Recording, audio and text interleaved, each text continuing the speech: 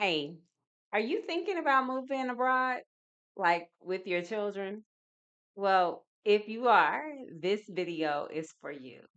See, I was in your situation like 4 or 5 years ago, and I'm just gonna keep it real. These are some things I'm going to talk about today in this video that will help you save your ass as well as your assets. And I'm talking about those children. See, there are some things that you may or may not know, and you may have done some research, but there are some things that I'm sure you haven't even thought about. And I'm going to hit on those things today. So if you're a single mom or separated or just want you have children and you want to live abroad, this video is going to be for you. Come on, let's talk about it.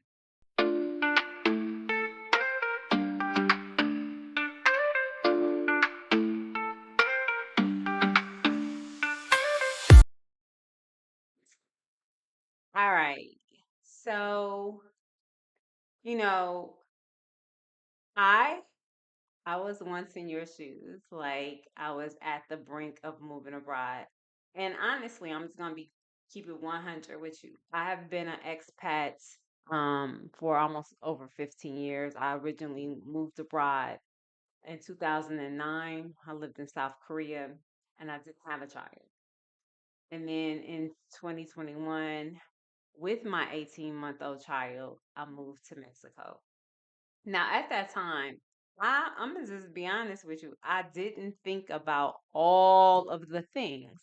However, Spirit led me to do certain things that actually end up helping me in the long run.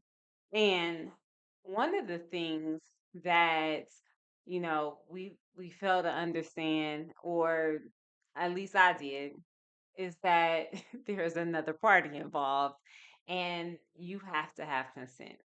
And so this video is for you if you are a single mom or you're going through a divorce and you're separating and you have children and you're considering living abroad.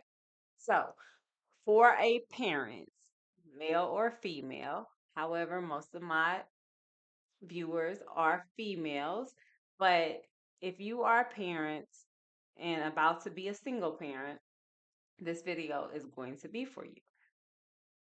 I want to start by saying, let me preference this first before we go in any further.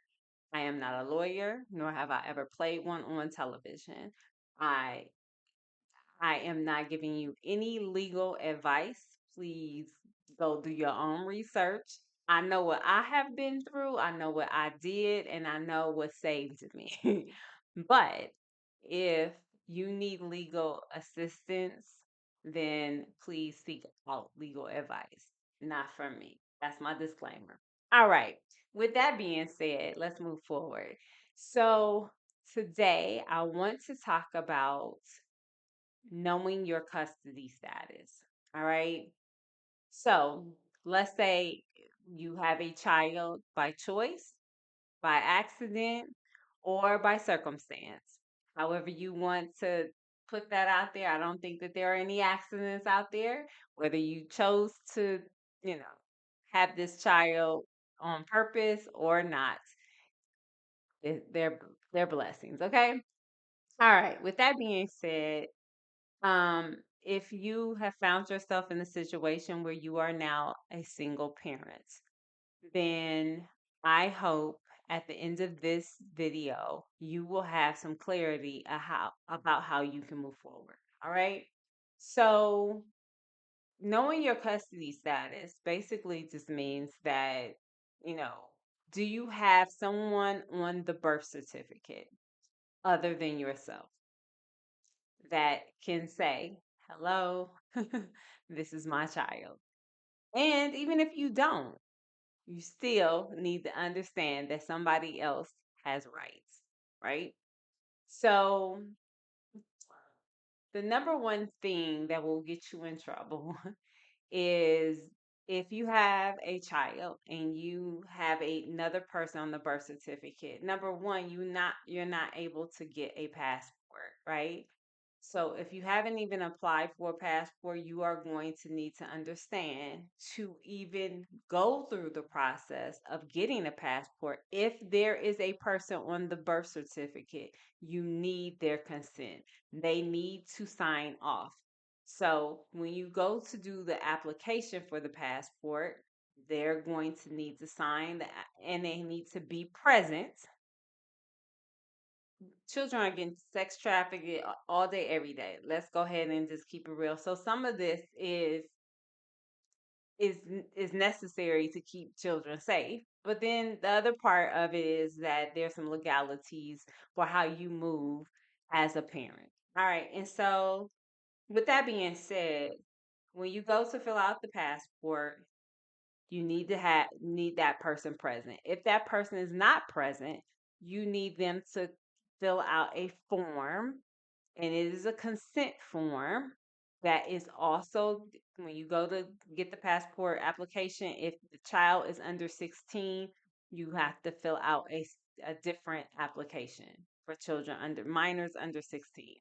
So, with that being said, that you would complete that form. If the person is not present, they need to complete the other form and they need to sign it in front of a notary. So, it needs to be a notarized signature.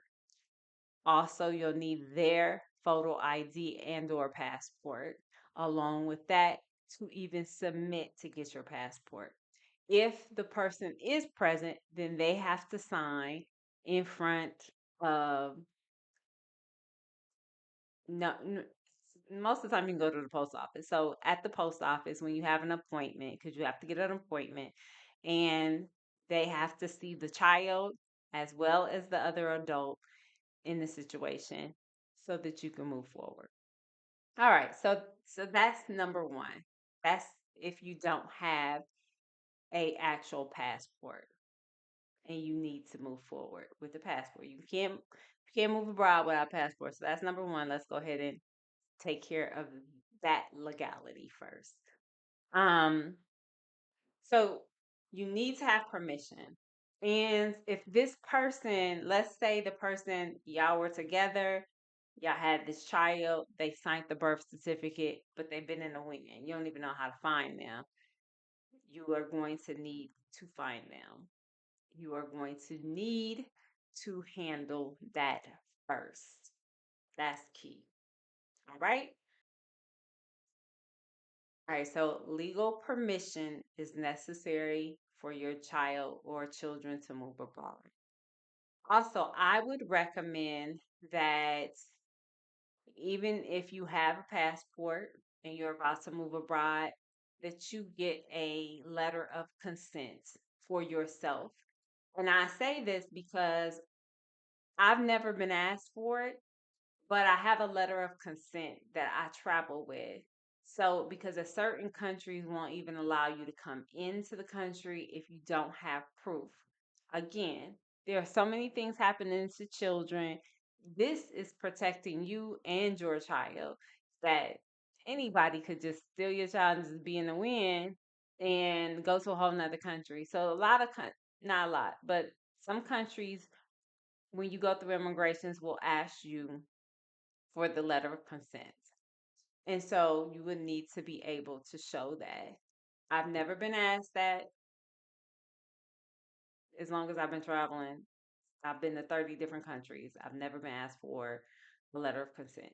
However, I have it just in case. And that letter of consent needs to be signed by your ex or the father of the child. So it also has to be notarized. It's very similar to the one that you would need for the passport. However, this is just something you can actually type this up yourself. You can go to Google, get the wording, and this is just them authorizing that you normally there's a set time period for the travel, a year, 6 months, what have you. And then you would take it to a notary and they would notarize it so that you are in good standard. And so this is actually my saving grace because I had this letter. It made legalities a lot easier when I ended up going through some custody issues. And so having that paperwork was my saving grace. So although I've never been asked for that paperwork, I had it. And I had, I don't even know why I even thought about, well, I do. I did research. So I, I, I requested that my child's father sign that before we even moved abroad. And so right after he had got his passport, then I did the letter of consent, and um, that allowed me to be able to travel without any issues. All right, moving on. Let's talk about jurisdiction because once you and your child live in a particular place, this goes for even if you, let's say you're in the United States and you live in, I don't know, Michigan, and you move to, say, Tennessee. When you move, if you are in a location for 6 months, that gives you that particular location jurisdiction. So you no longer, for instance, if you had a custody issue and the person was taking you to court for custody in Michigan and you no longer live in Michigan, you live in Tennessee, wherever you have lived for the last 6 months has jurisdiction. As you, as the custodial parent, has jurisdiction in the state in which you are in. Now, if you move to a different country, say you move to Mexico, and if you are in Mexico for 6 months, you now have jurisdiction in Mexico. So if there is a custody dispute, then the person who is pursuing custody, said father, is pursuing custody in Michigan, right? And you've moved to Mexico, you've been in Mexico for 6 months. Now, jurisdiction is in Mexico. I'm gonna leave that right there. I'm not gonna go into it because again, I'm not a lawyer. I don't play a lawyer on television. Um, this is just what I know because this was my saving grace. I had been in Mexico for 2 years when I went through a custody issue in jurisdiction fell to Mexico. So with that being said, that's where I'm gonna leave that. Um, and so do your due diligence, research. I called 4 lawyers, and actually the third lawyer, no, the fourth lawyer, the third lawyer, because the fourth lawyer was an international lawyer, but the third lawyer said, "Where do you live?" Okay, where's your residency? It was Mexico. Legally, I had residency in Mexico. She said, "Oh, ma'am, the U.S. can't touch this. You now have to go through a lawyer in Mexico." And then my fourth lawyer I called was in Mexico. So, and I'm now going to do my due diligence and say this. Again, I'm an expat coach. I am not a lawyer. Um, I know firsthand some of this because of what I've gone through as a parent, a single mom, right? Some of this I have dealt with because I have been coaching in the expat international world for 15. This is my 16th year, right? And most of that is consulting, helping large companies who are moving people abroad. But I've worked in HR in that aspect and done many different things in that capacity. However, moving over into this portion is more of the legalities. And again, I'm not a lawyer, but if you are in a situation where you're trying to figure out how you can move abroad, I can help you with that.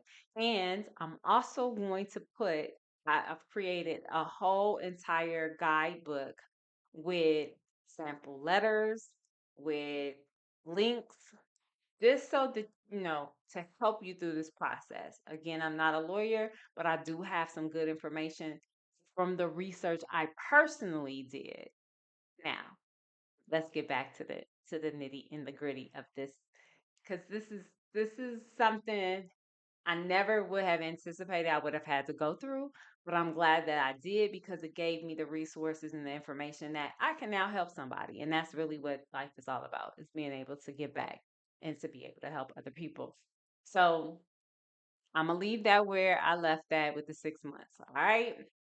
So the next thing is notarize travel letters. I've already talked about the letter of consent.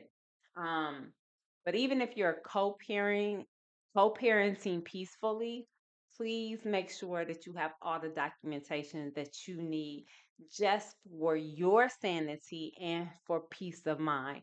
I'm also a life coach that specializes in soft living, and this all stemmed from the fact that I needed peace of mind, and I needed to live a life where I did not have to have stress every day from a job and or from a relationship.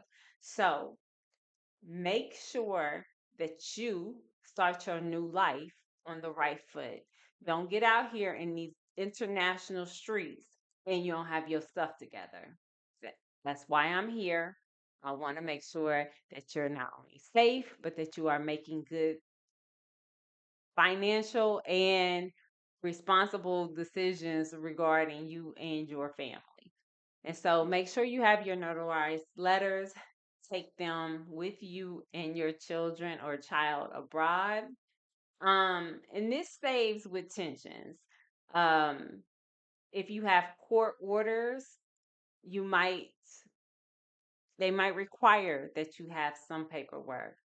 Don't wait till you're at the airport to do these things. Make sure that you handle these things early. And so that's going to be extremely important. Also, make sure that your paperwork is perfect. So when you have your paperwork, make sure you have copies. I have several copies of birth certificate. I actually ordered several copies of the birth certificate. Also, I even have birth certificates that have been apostilled. What is an apostle? Apostle is basically when you send in the certification of the birth certificate and the state in which the child was born. For instance, my child was born in Virginia, so the apostle had to come from the state of Virginia. It has to actually go through the capital. So you would send in or go through the State Department and in the state in which the child was born. You would then order the birth certificate, and then you would send in the birth certificate with a letter for apostle. And the apostle is just a stamp. Normally it comes and it has a seal, and it's saying that they have authenticated this birth certificate to be correct and to also be real. And so if you have ever taught abroad, then you have to have your birth certificate and or you have to have a resume apostle, or you need it's either the birth certificate. There's something else I had to get apostle when I was teaching abroad at one point. So this is going to be important, and make sure you actually have copies of that as well. Backup is essential because, you know, let's just say something happens, you lose a copy, you have a backup. That's going to be important. Um, and I normally have a binder that I carry with me, which has all of the important documentation, whether it's medical records, which I'm gonna talk about in a minute, but the medical records, the apostles, the birth certificates, passport, copy of passport, custody orders, school files, all the things that you need. So things like vaccination, think about that. You're gonna need a copy of the vaccination card as well as the original for entering school, or, you know, sometimes even flying and all of that other necessary things. But it's going to be important that you make sure that all your paperwork and support is together. So if you don't have a system put together, get the guidebook. It's in the description. And this is going to give you a checklist. It's going to let you know all the things that you need, especially when you start thinking about, okay, well, I'm gonna put my children in school. What do I need? When when I go through, customs, what do I need? Or immigrations, what do I need? What do I need if I am going for my job? All these things, put them in one place and keep them safe. That's going to be important. Um, Now, the other aspect is the child. Let's talk about the child or the children at this particular point.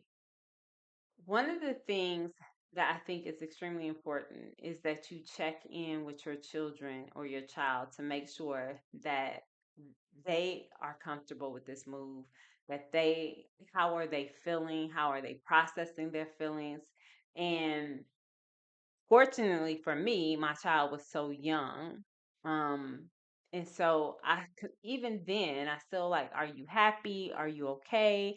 How do you feel? And I just continue to check in. But it's not just your adventure, it's you and your child and or children. And hopefully you are doing this not only for your sanity and your peace of mind, but for the experience and exposure that you can bring to your child or children. So talk to them, encourage them to open up about their experience. What do they like about you know, the idea of moving abroad? What don't they like? Are they going to be missing their friends? Because the one thing about living abroad is it can be very transit. You meet people and then 3 months later they're gone. Or, you get acquainted, y'all start having this relationship and, you know, then the kids move. It's almost like I mean, it's really like being a military child. At one point, only children who traveled, with the military and they was bouncing from here to there had these experiences. Now you can actually self-initiate and do this yourself. And so, y- if you talk to children who were in the military, they're gonna have a couple different experiences. And third cultural children are different. Some of them like the experience, some of them don't. Some of them don't like. I mean, you think about it. Do you like uprooting your life every so often? I tell people all the time, I don't. And I've lived a couple different places. I've lived several places. I've lived in several different states. And so, um, unfortunately, I love to travel and I love the experience. But when we're talking about children, they're developing, sometimes you can have an attachment. Um, I love bonding with people. And it's kind of sad when now you have to move or relocate or think about some other things. And so it's important to check in. How do how do they say goodbye?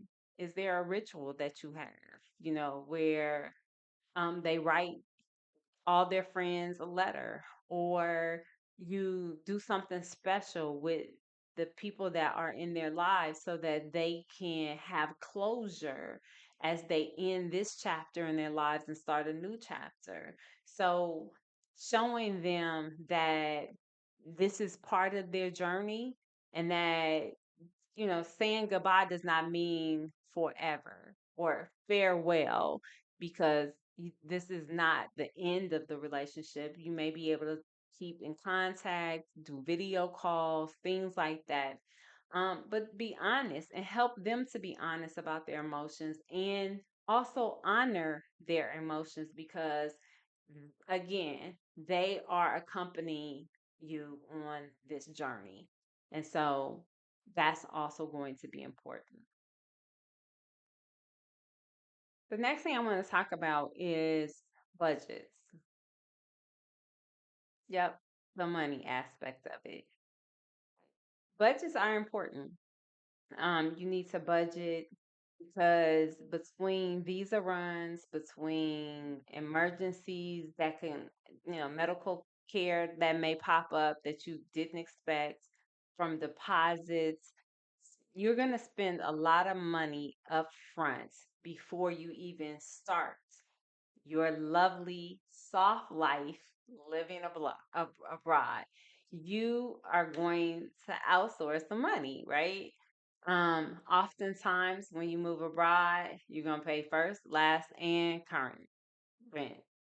So you're gonna pay a deposit. You're gonna pay it's normal. Oftentimes it's two deposits and then your current rent, and then you may have to have utility deposits. So all of that is something that you need to consider. So having at least 3 to 6 months saved that you come with is going to be important. Also, think about like budgeting. What is your monthly expenses going to be? And there are some um, apps and websites that you can go to that, and I'll put those down in the description as well. But there are some websites that you can go to that you can go and calculate the cost of living in said country that you're anticipating moving to. That's going to be important to have a budget, a running budget of what you anticipate things going to be, but also upfront. Like, are you going to now rent a place that's already furnished but does not have, like, for instance, my place is furnished here, but I still had to go buy all of my glasses and cutlery and plates and things like that, pots, pans, all those things. I had to supply those. In Mexico, I actually had an unfurnished place, so I had to buy two beds. I had to buy a couch, a dining set, all of those things. And so you have to calculate, what am I going to be spending to live, but what am I going to also have as expenses up front so that I can start living and be comfortable and make this a humble abode, right? So think about those things as well. The next thing that you want to do is research healthcare. You want to research schools if you have, you're traveling with children. So are they school age? Are you going to homeschool? Are you going to pay for international schools? Those can be very pricey, up to $20,000 a year. Um, so in every country, it's different. Some countries you are able to get private schools that are affordable. Some, again, you have the international schools that can cost you up to 20 some thousand dollars or more. Um, and you have to also think about the medical service because oftentimes as an expat, you're not able to get like if they have national um health care, you're not able to get on that unless you sometimes temporary residencies qualify, sometimes they don't. It just depends on the country. Every country is different. I do suggest that you get um travel insurance that you have until you can establish a more permanent insurance. And if you need assistance with travel insurance, I also have a link in the description. So it is important that this is one of the things that's on your checklist is making sure you have the adequate insurance because some countries won't even allow you to do the visa unless you can prove that you have your own sustainable insurance that will cover you in that country. So that's also important. And then when you're talking about school, then you need to think about if you're going to homeschool, do you have a schedule for homeschooling? Do you have a curriculum? Are the kids going to be online? And if they are, what does that look like? What is going to be required of you, especially if you're also working? How are you doing it? And I'm going to tell you, baby, I'm tired. Because I was like, I didn't sign up for all this. However, It's one of the things that I I wanted to do because I know where my child is and I want him to not only be safe, but I also want to know what he's being taught. And so that's important for me. But if that's not your thing, because there's so many people like that's not my thing, that's not my calling, and that's not my blessing, all right? And so therefore I'm gonna send them to school. Public school. Is that even an option? Because does the child have to speak the language? These things are things you're going to need to consider, and you probably want to do your due diligence in finding out. Because I have interviewed international schools. One again was 20 some thousand dollars, and I just couldn't pay $20,000 for kindergarten. I just wasn't about to do that. I also looked at another reasonable international school, but my son was in a place where if he would be put in kindergarten, he would have been bored.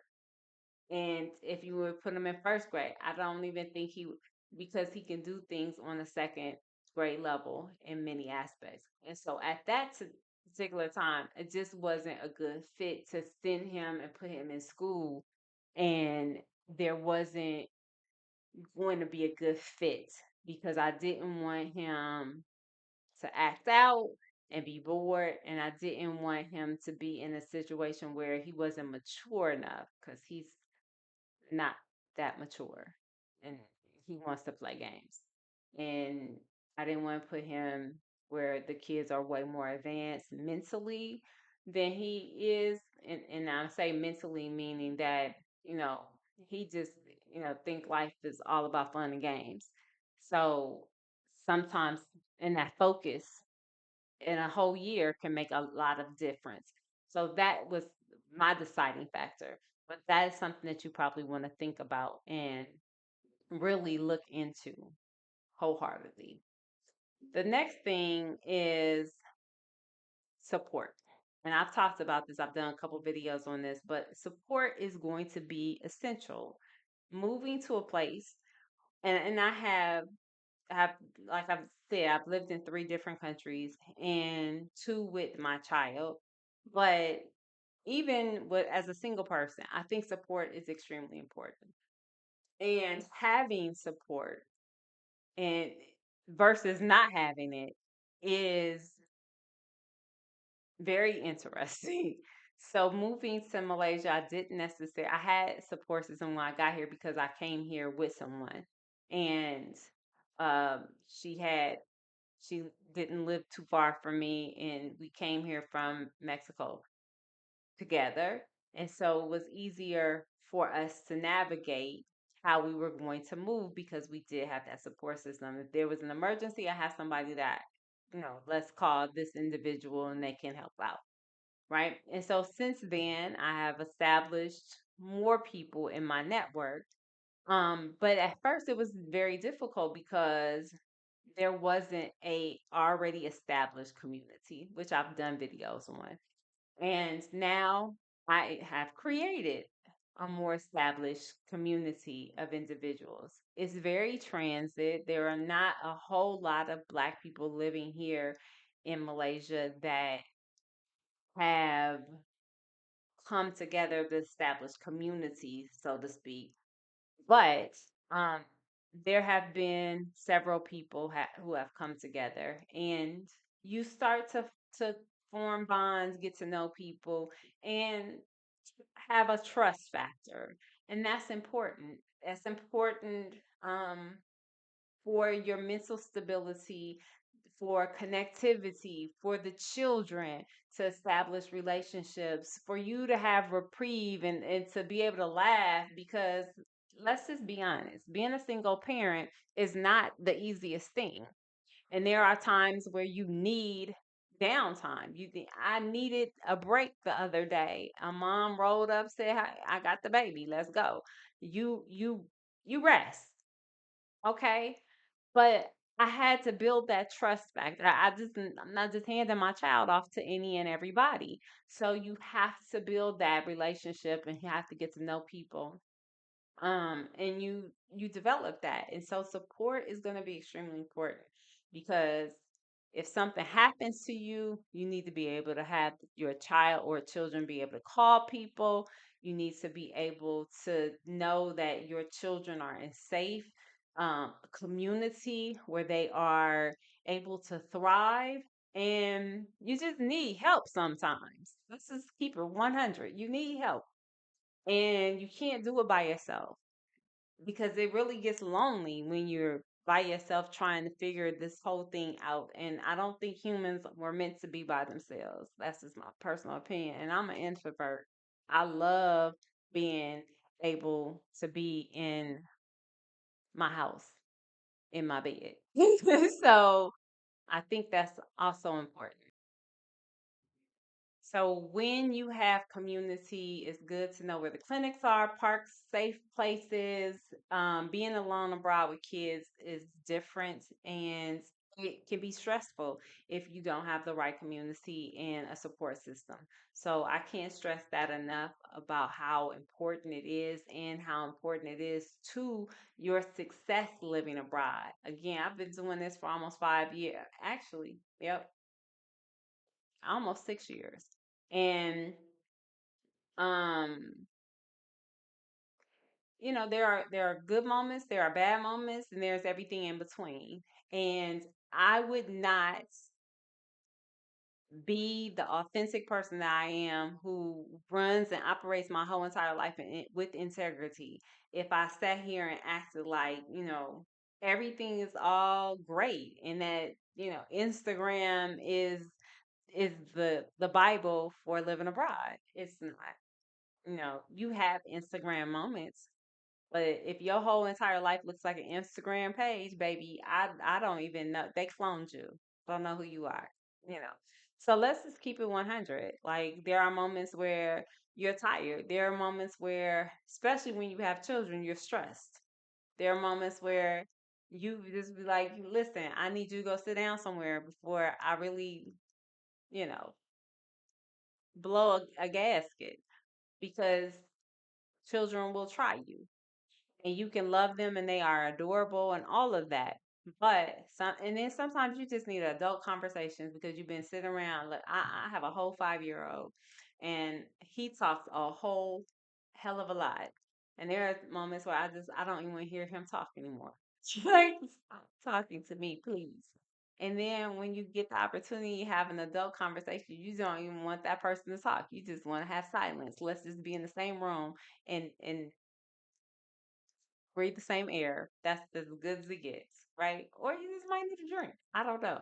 But I hope that helps. So, yes, have community, please. Another key thing is to have income. I know I get a lot of questions about, like, what do you do? I'm a consultant, I'm a coach, I'm a trainer, I'm a content creator.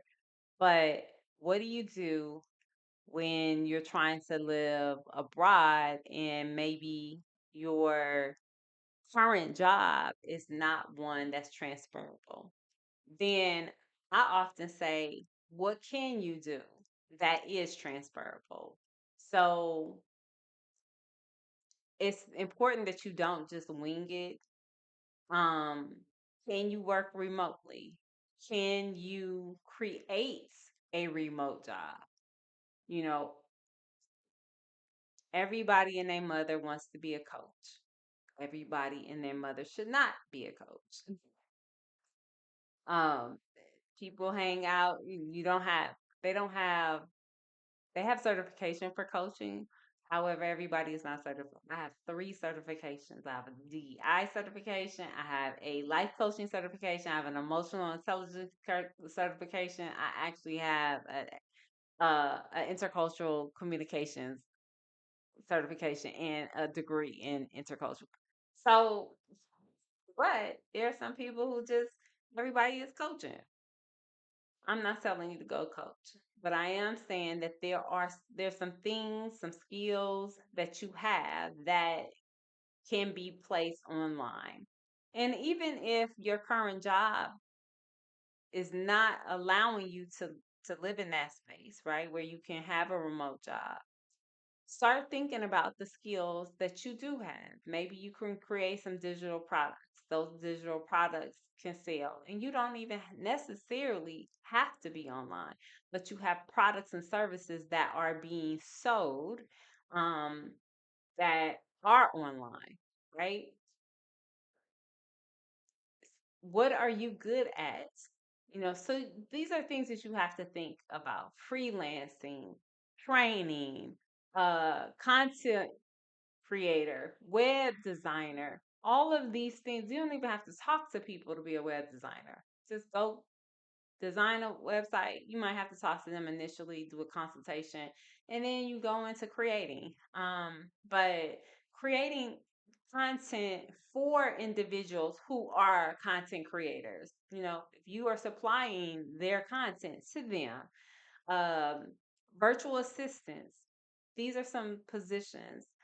Then there are also international jobs, and there's an international job market out there that you could possibly get a job. Maybe they'll even supply relocation. So just think outside the box. Also, there's teaching English as a second language that can be done in said countries, and they'll also supply housing and possibly schooling for your child if you become a teacher. And you don't necessarily have to have a certification. You might have to have a TOEFL or teaching English as a second language certification in that aspect, which is not very hard to get and doesn't take that long. You can get that within 30 days. So just think about that before you leave, and do your due diligence and make sure that you are straight on that behalf. So let me just say this. Is this a cakewalk? Absolutely not.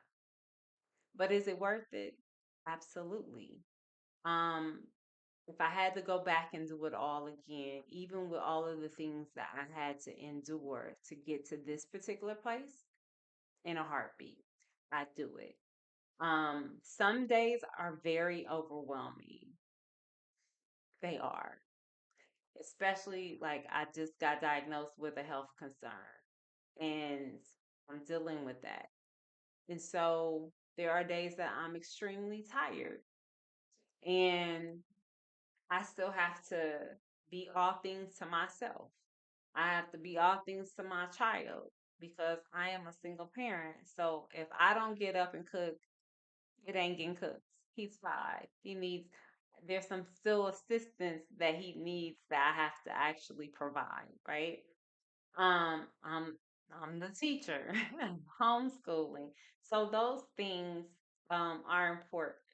So when I see my son navigating the cultural landscape that he has been given, when I see him talking about Indonesia or talking about different continents and telling people about the experiences he had, or even having conversations with his father about, his life and his new friends and the things because they video chat every day. And so that makes it worth it. Just being able to pick up different things, the nuances that occur when you have different experiences that are outside of your culture. And for my child, he has never really even lived in the United States. The first year of his life, he was in the United States. Before he turned 2, we was in a different country, and he has remained international ever since. And so his experience, he doesn't know anything about no gun shooting. He doesn't know anything about school shootings. He doesn't know anything about like just straight up rap music. I mean, he does. When I picked him up in October from a visit with his father for a month, he got out the car and he was singing "They Not Like Us."